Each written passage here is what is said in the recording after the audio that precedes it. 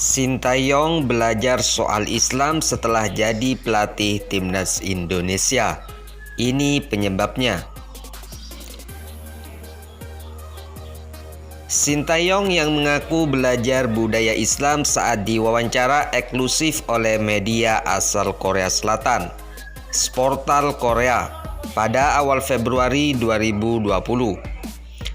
Dalam pengakuan Sintayong, penting baginya mempelajari budaya Islam, yang mana mayoritas penduduk Indonesia memeluk agama tersebut.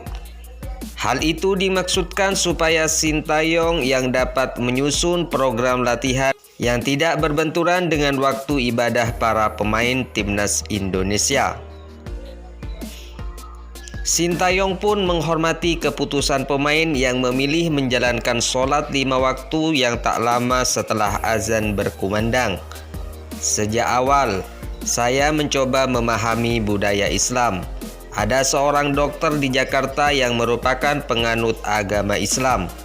Saya memintanya untuk bercerita soal agama Islam selama kurang lebih 3 jam, kata Sintayong. Saya belajar hal soal Islam dari sana, terutama bagian-bagian mana yang harus diperhatikan. Saya berjanji kepada pemain dan pelatih untuk terus menghormati waktu beribadah mereka, lanjut Sintayong. Saya juga akhirnya tahu ibadah itu bisa dilakukan pada waktu tertentu. Saya melakukannya dengan baik tanpa merasakan ketidaknyamanan dalam latihan, tegas juru taktik 51 tahun tersebut.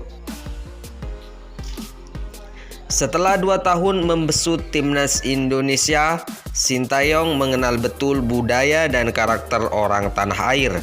Karena itu, Sintayong yang pelan-pelan mengembalikan gairah sepak bola tanah air lewat timnas Indonesia.